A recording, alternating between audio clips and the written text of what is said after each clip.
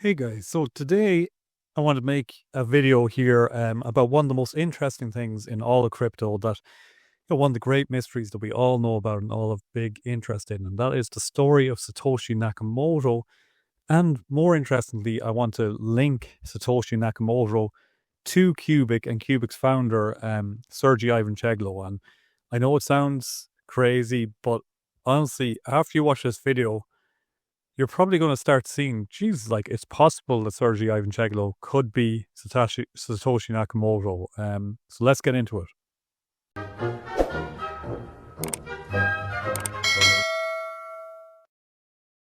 So yeah, guys, let's talk about Satoshi Nakamoto. You know, this mysterious figure created Bitcoin back in 2009 and then disappeared. And nobody's ever known who he is since then.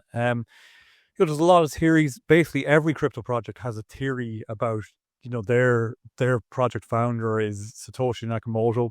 A lot of people think it might be Hal Finney, who's dead now. I would say possibly not Hal Finney, because there's apparently at times when Satoshi was sending emails and committing things to the code. Apparently, I haven't studied this. A lot of this stuff in this video, by the way, I can't study this stuff in detail or do some research myself, so I have to take a leap of faith on other people's research and trust it. But people have said that he was taking part in the marathon when some emails were sent and some code was committed, something like that. Anyway, also, if Satoshi Nakamoto's dead, you imagine if he knew how big of a success Bitcoin was, he would have wanted to leave that Bitcoin to his family, and his family now, Satoshi Nakamoto, I think, is the fifth richest person in the world now. I think probably a trillionaire or close to it. I don't know. That they should have an incredible amount of money anyway. If Satoshi Nakamoto died, you imagine he would have left that money to his family. And Hal Finney was sick for a long, long time, so you imagine he would have had a plan to leave that money to his family. And I imagine at this point, his family would be like, okay, let's cash out a bit of this, even if they wanted to keep the Satoshi Nakamoto mystery going for a long time. So that's just an interesting one. The other one then is Nick Szabo. And Nick Szabo, if you reverse his initials, you get SN, which is like Satoshi Nakamoto, and he was a huge founder in the crypto industry, and I think it was BitGold he invented. He's one of the pioneers of crypto technology before Bitcoin.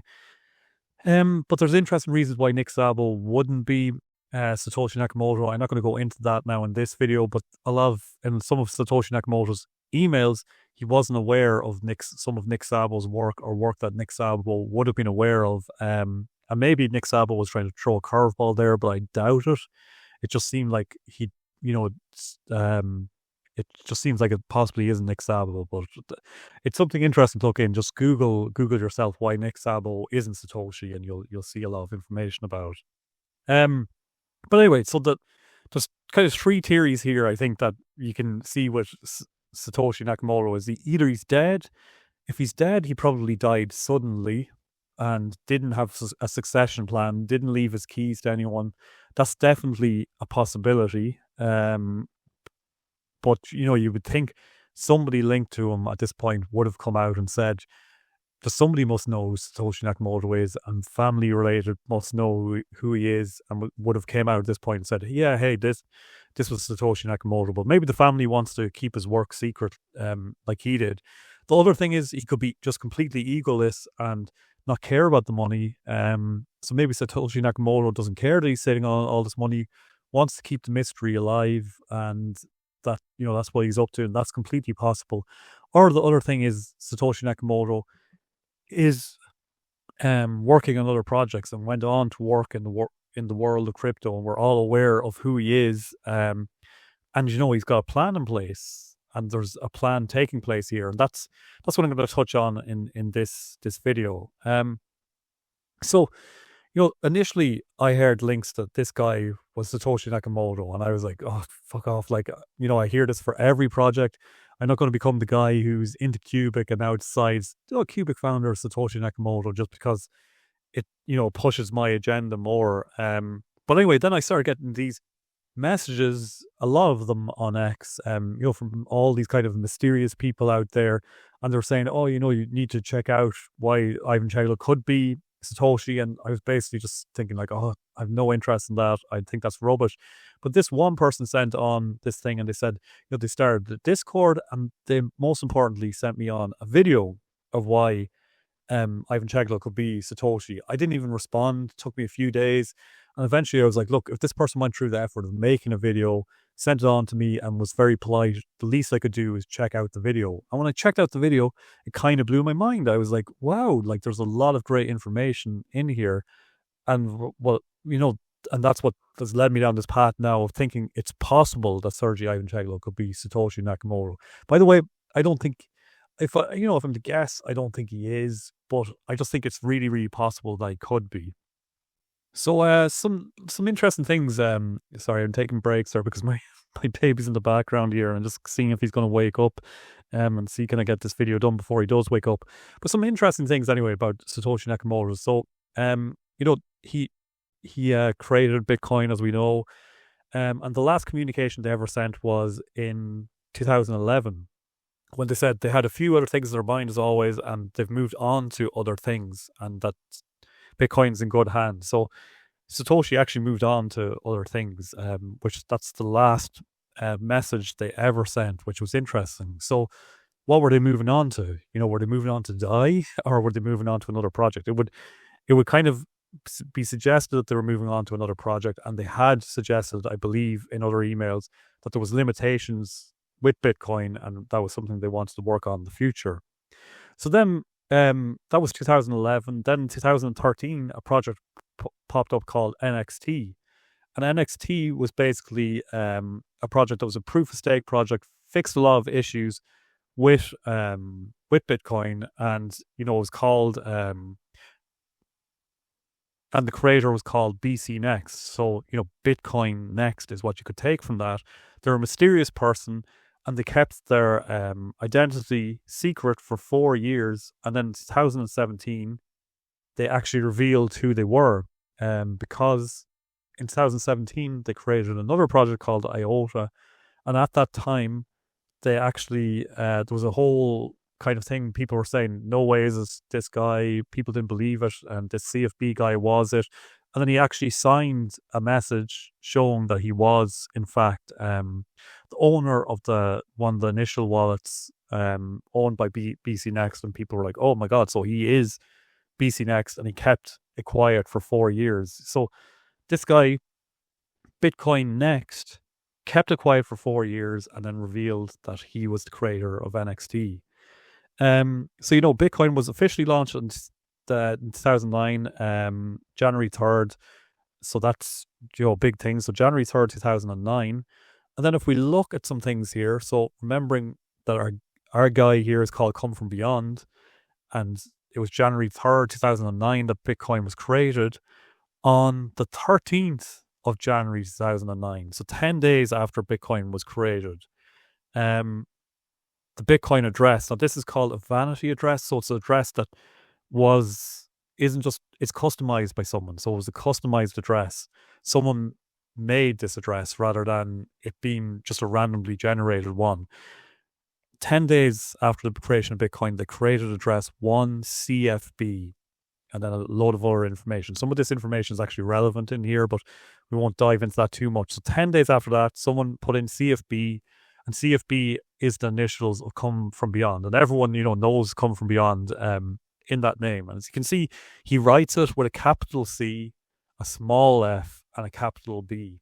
So the first time that Come From Beyond ever, so you might think like, maybe Come From Beyond saw this address years later. So Sergey Ivancheglo being Come From Beyond, maybe years later, he saw this early Bitcoin address and decided, that's cool, I'm going to use that name. So he might come up with the name Come From Beyond in 2013 or something like that. But actually, if you go back to 2002 and all the way up to 2009, you can find loads of documents written by Come From Beyond.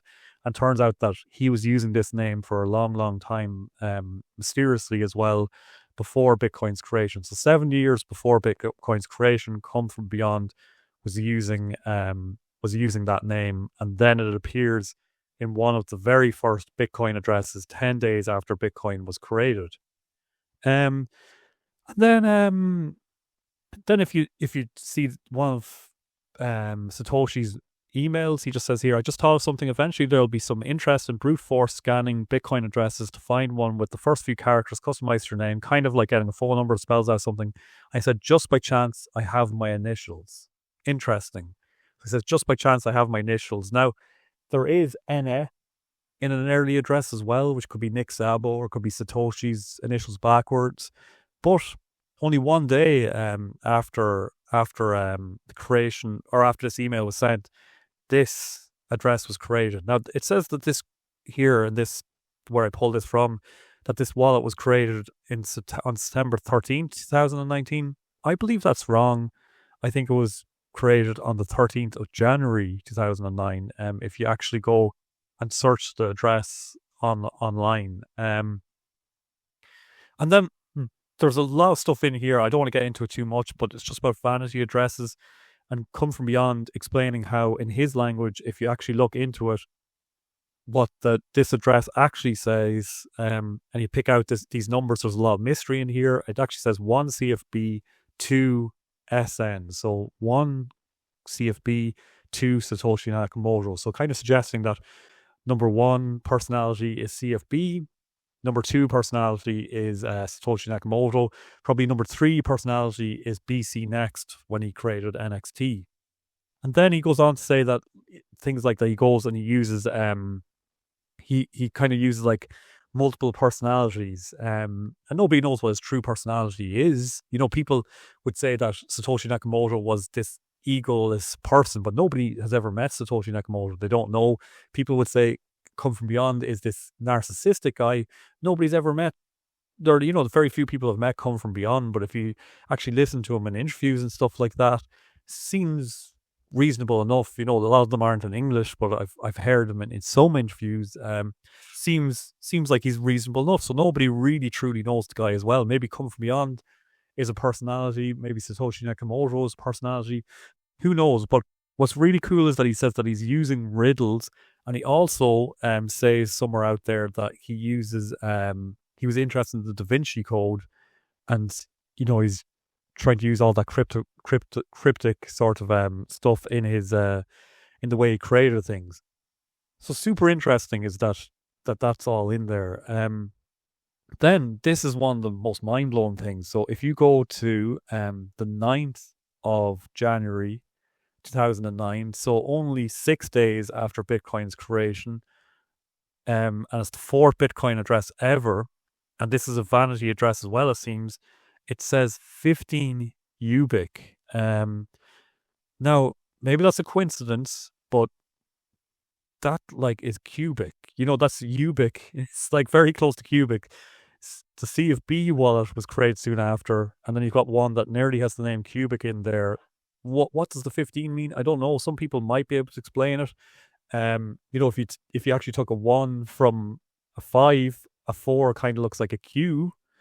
Maybe that's what he was doing. He's kind of going with the Da Vinci Code stuff here, trying to not make things explicitly too obvious, but that is a huge coincidence to have CFB in a early Bitcoin address and almost have Qubic's spelling in a Bitcoin address. And I'll show you in a second that, you know, Sergey Ivancheglo was talking about Qubic, you know, back a long time ago. So 2012 is the first online mentioning that he has a Qubic. What's really important here is to look at how well written all this stuff is. A lot of people say Sergey Ivancheglo, he doesn't speak English naturally, but Ivancheglo says that he was using things like Quillbot to go and put what he was saying into better English, basically. And there's some evidence for that in Satoshi's writings, but you can see he wrote about Qubic in 2012, and it's really well written, and it seems like it's wrote by someone who is a native English speaker. So this guy was involved in crypto right from the start, you know, from early 2000s, and he was involved in Bitcoin very early. And he most likely, if he's not Satoshi Nakamoto, he is a really good idea who Satoshi Nakamoto is, and is in some way could link to him or some sort of sway over that, which is it's really worth noting. I'm still not saying definitely come from beyond is Satoshi Nakamoto. I'm just saying there's some interesting evidence in there. And Qubic first mention of it only 3 years after Bitcoin was created, and that first address was there then. And Sergey Ivancheglo says that the ideas for Qubic go back over 20 years. And then if we just look in here, he then said, Satoshi Nakamoto wrote this, and he said that, unfortunately, I can't receive incoming connections from where I am. So that's really interesting. So apparently he was in some area where he was struggling to receive incoming connections. Now, Sergey Ivancheglo is from Belarus, but he operated in Russia, and one of his email addresses, if you look it up, is a .Russia email address. And I wonder if so look, written here, .ru. So that means that email address is based in Russia. So he was in Russia, possibly using proxies in Russia. I don't know, but he was based there to some extent. And then we know that Russia, with doing some of the work that he was doing, some of this cryptography work, was difficult to have connections in that area. That's just an interesting thing that was written by Satoshi Nakamoto. It could be just a building that Satoshi Nakamoto was in, but it seems to me like there might be something in there that he was based in Russia. Another really interesting thing. So Cointelegraph did an investigation trying to find out who Satoshi was, and discovered that he hid his online activity through a Russian proxy, which works similar to a VPN. Now, again, important to know, I didn't do this study, but Cointelegraph is really, really legitimate. They did a study on this, and they reckon that he was using a Russian proxy. Satoshi Nakamoto was. And then the proxy appears to give an IP address, which is this IP address. And in December 2008, so a year before Bitcoin was released, a user named Sergey had posted reviews of Vietnamese hotels between 2008 and 2009 using the same proxy as Satoshi. So Russian developers often go to Vietnam to avoid their country's severe winters. So is it possible? I mean, they're saying they did a study on this. They found that this IP address was linked to someone called Sergey, and that later became Satoshi Nakamoto, which is mind-blowing. Now, interestingly, in this article I pulled this from, they were trying to suggest that Satoshi Nakamoto was someone called Sergey Nazarov, who created Chainlink, and that's really possible too. And then Sergey Nazarov, that's S and N, will be Satoshi Nakamoto. But the overwhelming evidence is actually more, from what I can see, in Ivancheglo's favor. When you look with those early crypto addresses, you look that Nazarov seemed to be working on a lot of other things at the time. But it's very possible that Nazarov and Ivancheglo worked together on Bitcoin. They both knew each other at the time, and it's definitely, if Bitcoin was created by one of them, the other one knows that they created it. But I wanted to make that clear, that it could also be Sergey Nazarov. Could be a lot of people, but again, we've got evidence, really strong evidence, in favor of Sergey Ivancheglo being Satoshi Nakamoto.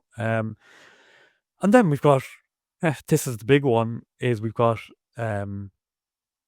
Ivancheglo himself saying, yeah, I am Satoshi, I just haven't revealed it to the world yet.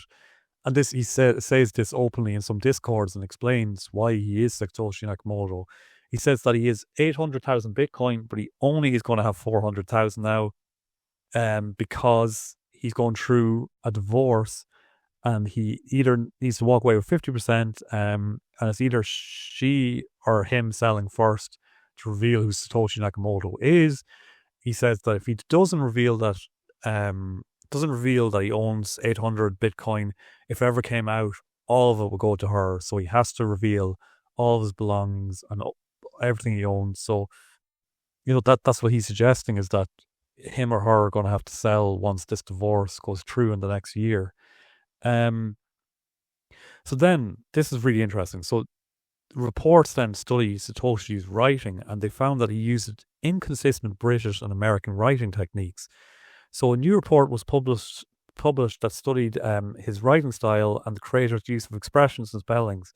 The examination showed that Satoshi's spelling and American and British wording indicates it was very inconsistent and littered with misspellings as well. The research suggests the inconsistencies might have been done on purpose, but were possibly part of the inventor's operation security. But that report went on to say that they also thought that maybe he isn't a native speaker, and that he was using some sort of tool, and that tool was giving out these different sort of spellings.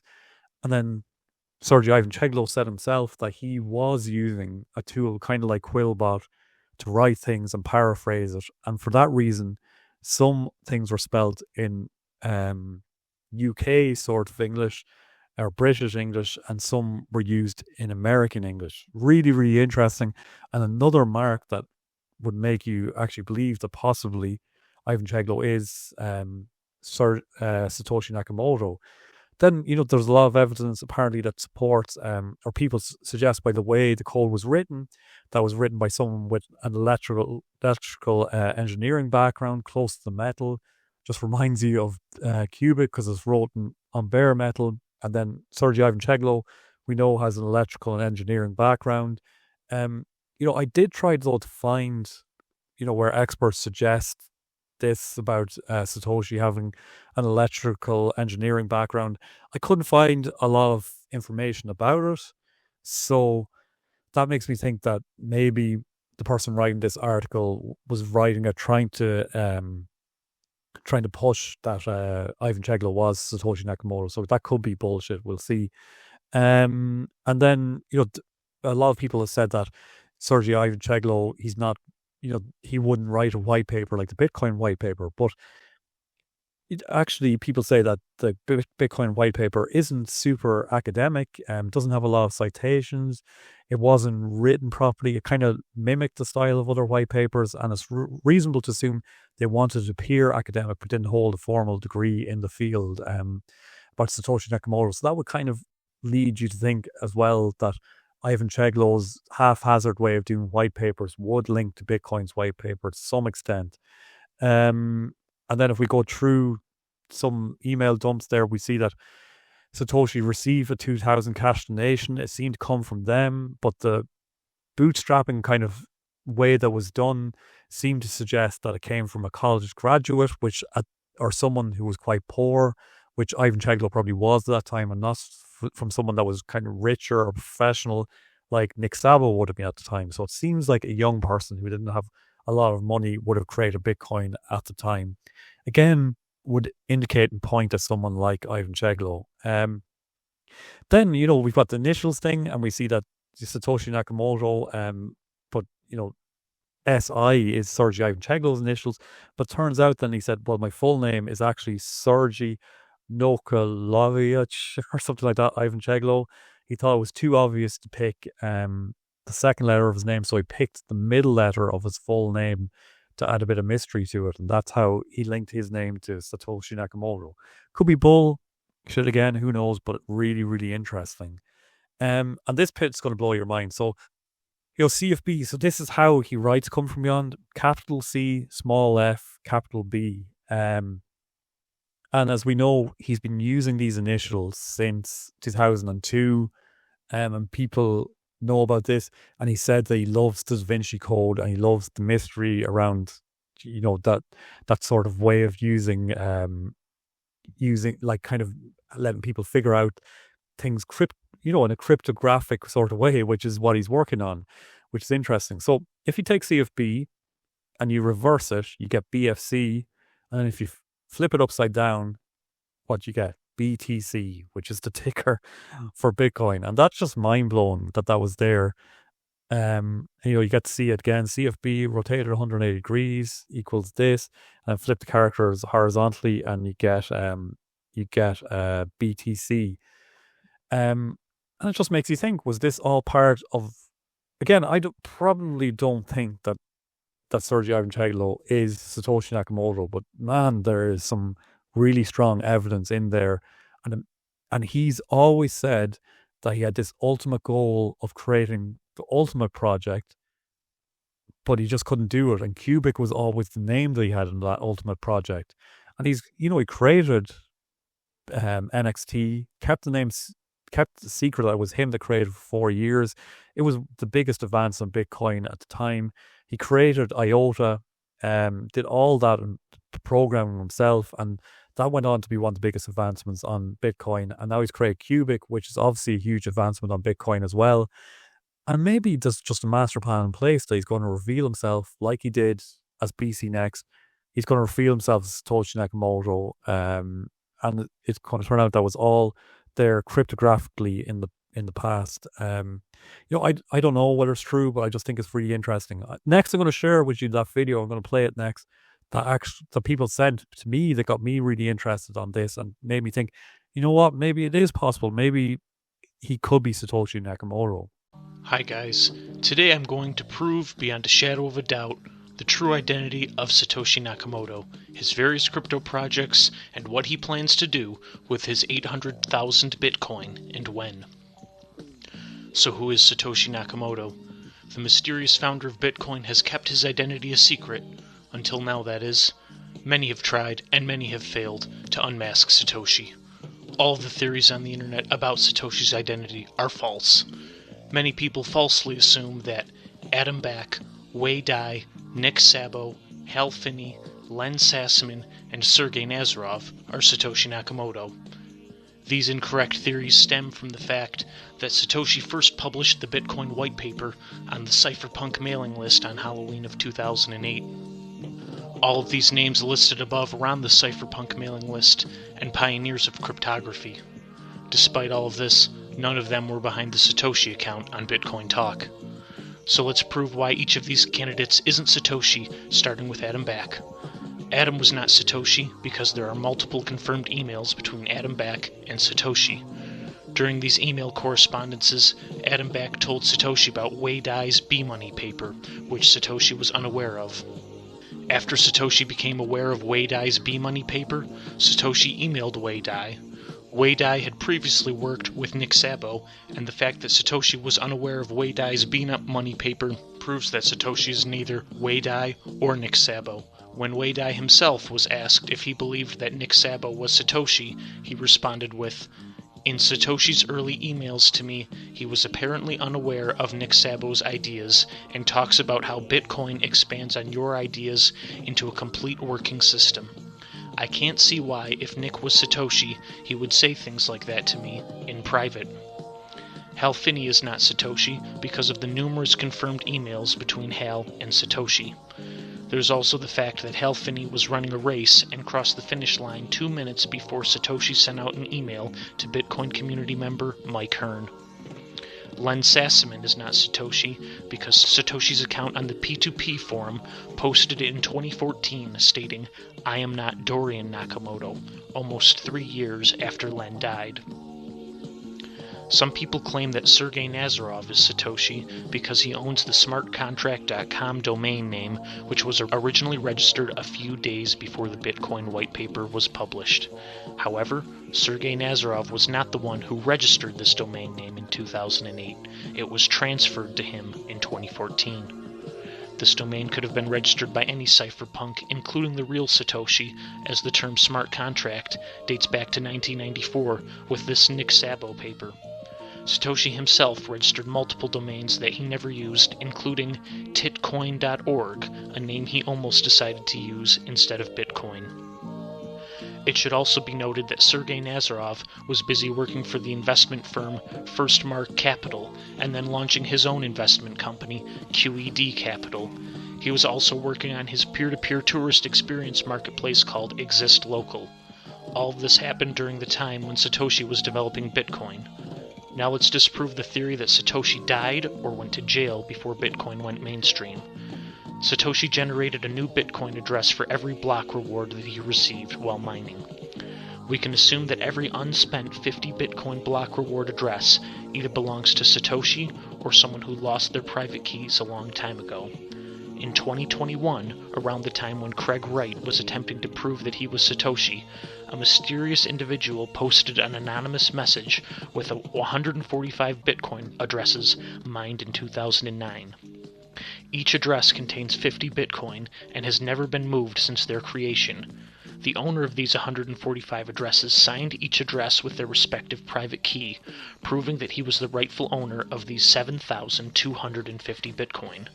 No one other than Satoshi would hold Bitcoin for this amount of time and not spend them. This was also at a time when there were only a handful of individuals mining Bitcoin.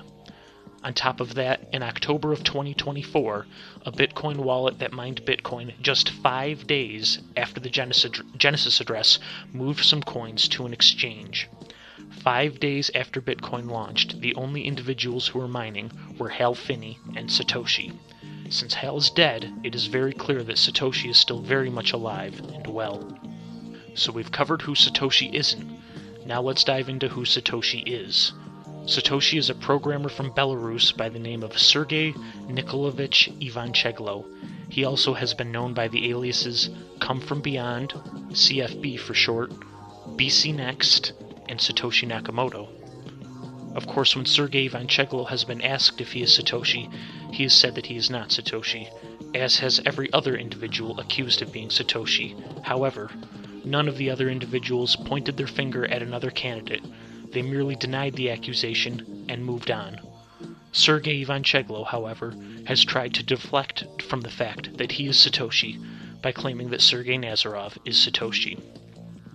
This is a clear act of projection.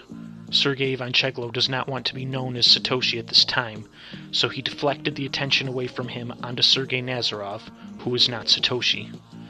Projection is a common trait among those who have cluster B personality disorders, which includes narcissistic personality disorder.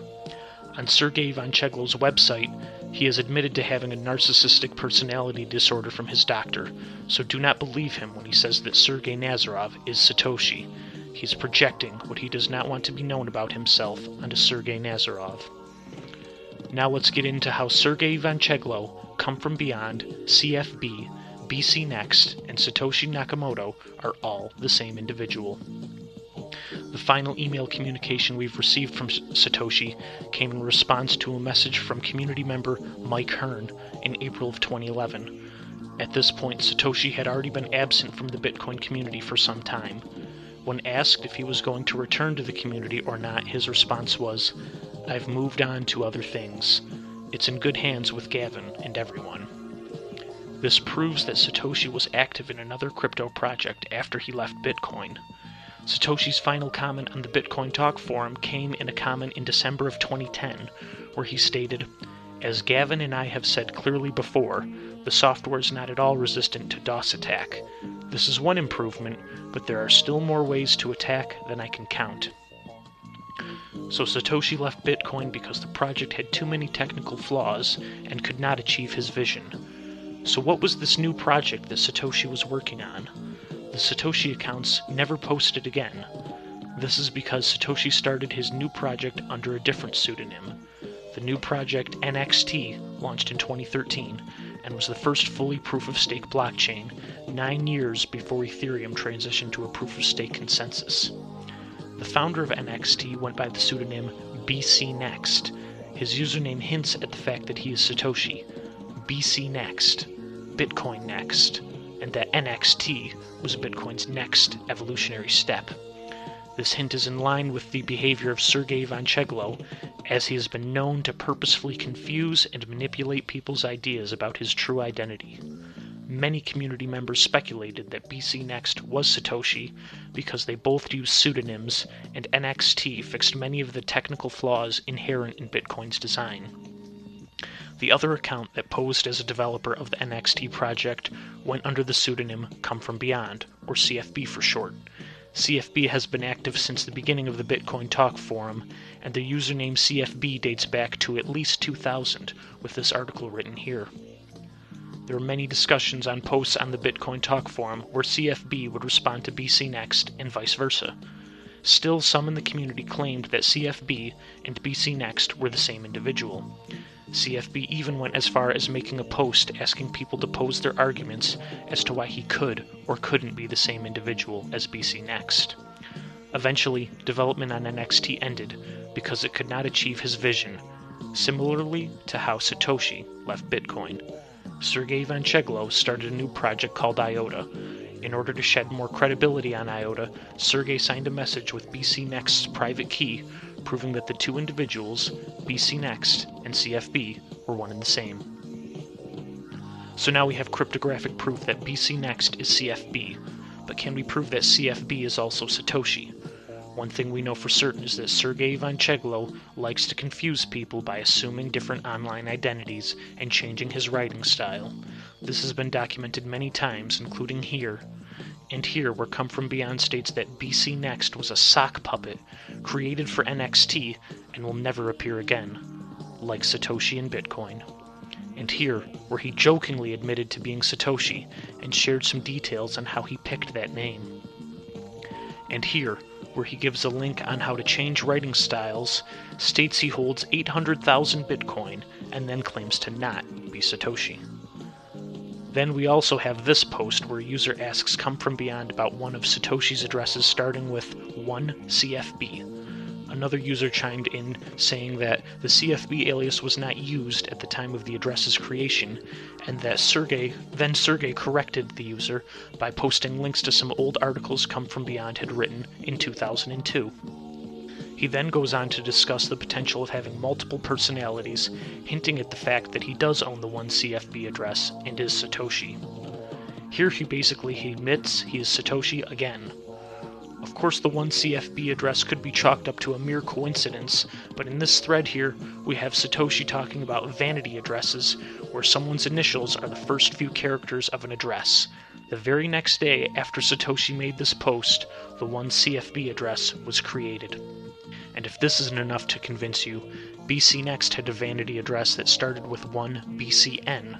Of course, BC Next is confirmed to be Come From Beyond, as this was cryptographically proved in 2017. Another confirmed Satoshi address starts with the characters 15UBIC, which is a vanity address that looks surprisingly similar to Qubic. Qubic was first publicly talked about in 2012. It is safe to assume the name Qubic has been in Sergey's head for years prior to the official announcement.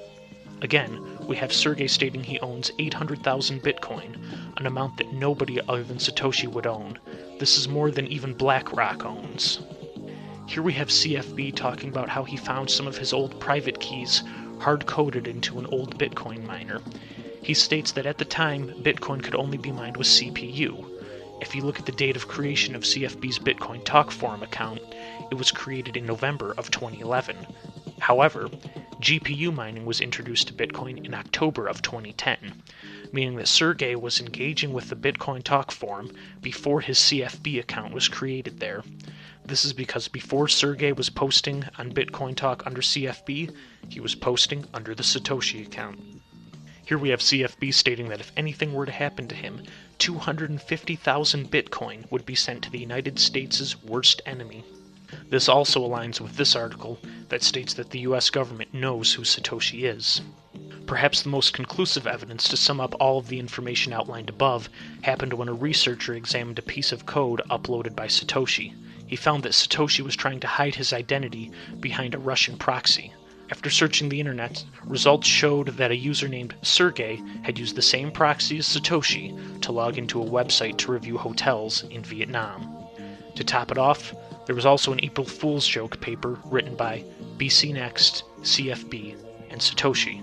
The subject matter of this paper is satire, but perhaps the biggest joke about this paper is the fact that it claims to have 3 authors, when in fact, Sergey Ivancheglo wrote this by himself under his 3 pseudonyms. So there you have it, Sergey Ivancheglo, the founder of Bitcoin, NXT, IOTA, and Qubic. Even after Sergey's departure, IOTA is still under active development and has partnered with the government in the UAE to make IOTA's core technology the backbone of their data and financial infrastructure. Meanwhile, Sergey is working on Qubic, which launched at the end of 2023. Qubic aims to solve the problems that he sees in cryptocurrency projects, including the ones he created. Whether or not he will be able to solve these problems this time around is anyone's guess.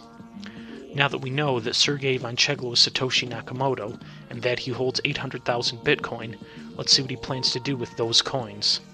Sergey has said that he is going through a divorce and has moved to Cyprus after the proceedings. He states that he needs to split his 800,000 Bitcoin holdings with his wife. According to the laws in Cyprus, if Sergey withholds finances from his wife during a divorce and the finances are discovered, his wife will get 100% of the undisclosed assets. Sergey cannot spend his Bitcoin holdings until after he has been in Cyprus for 183 days. These 183 days end sometime in January of 2025. His ex-wife has no intention of holding these Bitcoin and plans to sell them as soon as possible. Sergey has said that it'll be a race between him and his wife to cash out on their Bitcoin holdings first. Sergey has said he plans to crash the price of Bitcoin to single digits to send a message. He also states that he is not upset about his wife taking half of his fortune because he will make far more money on AI. When Sergey talks about AI, he is talking about his new revolutionary AI algorithm called AI Garth, which will launch on Qubic. It is safe to assume that Sergey plans on selling his Bitcoin holdings to buy Qubic, the irony of Bitcoin being created to oppose reckless government money printing, only to end up getting adopted by those very same governments it was intended to replace. The final step in this unlikely journey is when Satoshi beats the government at their own game by devaluing their currency, Bitcoin.